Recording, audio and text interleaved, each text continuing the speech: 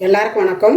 இன்றைக்கி நம்ம உருளைக்கிழங்கு குருமா தான் செய்ய போகிறோம். உருளைக்கிழங்கு குருமாவுக்கு நாங்கள் எப்போவுமே கடையில் புரோட்டாவுக்கு சப்பாத்திக்கு மெயினாக செய்வோம் இந்த உருளைக்கிழங்கு குருமா. இன்றைக்கி நான் தான் செய்ய போகிறேன். இது புரோட்டா சப்பாத்திக்கு தான் இல்லை, அதாவது இட்லி தோசை சாப்பாடு எல்லாத்துக்குமே சாப்பிட்லாம். காம்பினேஷனாக நல்லாயிருக்கும். இப்போ அது செய்கிறதுக்கு ஒரு 3 உருளைக்கிழங்கு, அதாவது பெரிய கிழங்கா 3 கிழங்கு எடுத்து தோலெல்லாம் சீவிட்டு இந்த மாதிரி கட் பண்ணி தண்ணிக்குள்ளே போட்டிருக்கிறேன். இப்போ இதுக்கு ஒரு மசாலா அரைச்சிக்குவோம். 1/2 கிலோ உருளைக்கிழங்கு பக்கம் நான் எடுத்துருக்கிறேன். அதுக்கு தான் நான் இப்போ எல்லாமே அளவு சொல்கிறேன். 50 கிராம் சின்ன வெங்காயம் தோல் உரித்து வச்சுருக்கிறேன். சின்னதாக ஒரு பட்டை, ஒரு சின்னதாக ஒரு துண்டு இஞ்சி, 2 ஏலக்காய், ஒரு 10 பல்லு பூண்டு, இதெல்லாம் சேர்த்து நல்லா அரைச்சிக்கலாம். இப்போ பார்த்திங்கன்னா நல்லா அரைச்சாச்சு, நைஸாக அரைச்சாச்சு. ஒரு 2 தக்காளி, பெரிய தக்காளியாக கட் பண்ணி போட்டுக்கோங்க.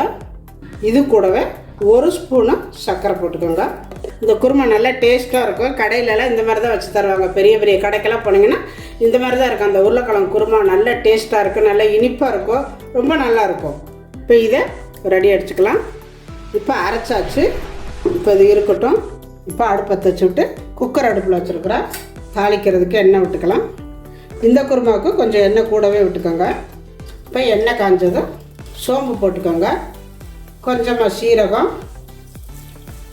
சோம்பு சீரகம் செவந்த உடனே அடுப்பை குறைச்சி வச்சுக்கோங்க. குறைச்சி வச்சுக்கிட்டு 1 ஸ்பூனு காஷ்மீரி மிளகாத்தூள் போட்டுக்கோங்க.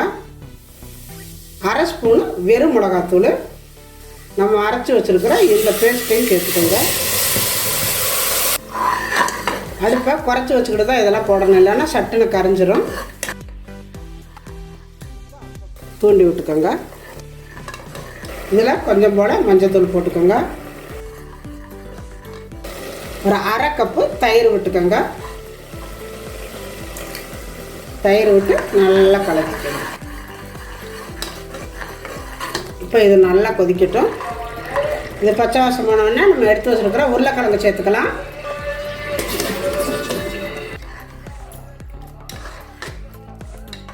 ஒரு ஸ்பூனு மல்லித்தூள், தேவையான அளவு கல் உப்பு,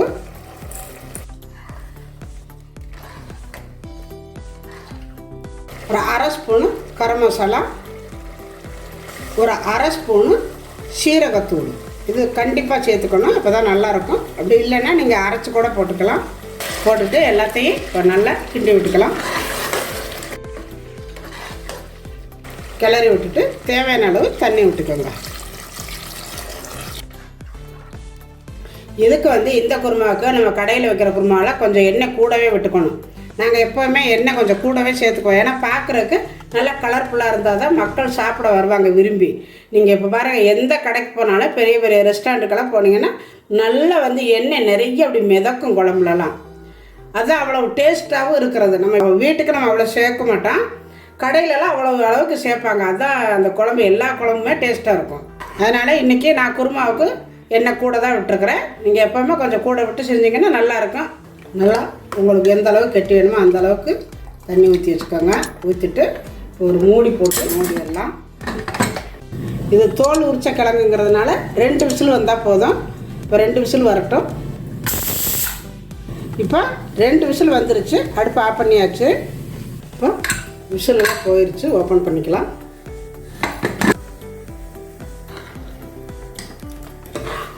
பாருங்கள், நல்லா வெந்து கிழங்கெல்லாம் வெந்துருச்சு.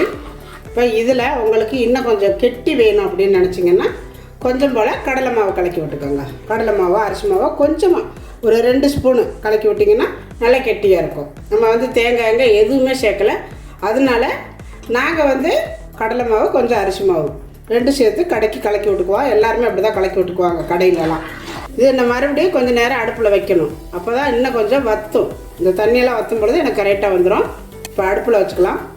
இப்போ நம்ம அடுப்பில் வச்சு மறுபடியும் கொஞ்சம் நேரம் கொதிக்க விட்றோம். கொதிக்கட்டும். இப்போ பாருங்கள், நல்லா வத்திருச்சு. எல்லாமே நல்லா வற்றி கரெக்டாக நிற்கிது பாருங்கள். நல்லா அந்த எண்ணெயெல்லாம் கசிஞ்சு நிற்கிது. உங்களுக்கு இந்த அளவு எப்படி இருந்தாலும் குருமாக்கெல்லாம் எண்ணெய் வேணும். அப்போ தான் அந்த குருமா நல்லாயிருக்கும். அவ்வளோதான், ரெடி ஆயிடுச்சு. இப்போ இதில் கொஞ்சம் போல் கொத்தமல்லி தழை தூவிக்கலாம். இதில் கொத்தமல்லி தலையும் தூவிக்கலாம், கஸ்தூரி மெட்டியும் தூவிக்கலாம். உங்களுக்கு கஸ்தூரி மெட்டி இருந்தால் அது தூக்கிட்டிங்கன்னா இன்னும் நல்லாயிருக்கும். இப்போ அடுப்பை ஆஃப் பண்ணிடலாம்.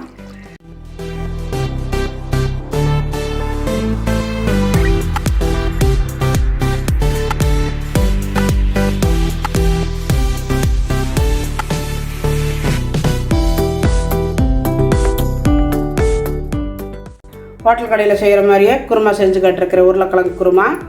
உருளைக்கிழங்கு குருமாவில் எவ்வளவோ நிறைய டிஃப்ரென்ஸாக செய்யலாம். நான் ஏற்கனவே வீடியோ கூட போட்டிருக்கிறேன். அது ஒரு மெத்தேடு, அது ஒரு மாதிரி செய்வோம், இது ஒரு மாதிரி இருக்கும். நிறைய டிஃப்ரென்ஸாக செய்யலாம். ரொம்ப நல்லாயிருக்கும், அருமையாக இருக்கும். நீங்கள் இதே மாதிரியே செஞ்சு சப்பாத்தியோ புரோட்டாவோ நீங்கள் செஞ்சு பாருங்கள். அவ்வளோ டேஸ்ட்டாக இருக்கும். உங்கள் வீட்டில் சப்பாத்தி செய்கிற அன்றைக்கி இந்த மாதிரி நீங்கள் செஞ்சு பாருங்கள். இதே மாதிரி நீங்களும் செஞ்சு பாருங்கள். செஞ்சு பார்த்துட்டு எப்படி இருந்துச்சுன்னு எனக்கு கமெண்ட்டில் சொல்லுங்கள். இந்த வீடியோ பிடிச்சிருந்தா லைக் பண்ணுங்கள், ஷேர் பண்ணுங்கள். செட்டிநாட்டு சமையலுக்கு சப்ஸ்கிரைப் பண்ணுங்கள். நன்றி. வாழ்க வளமுடன்.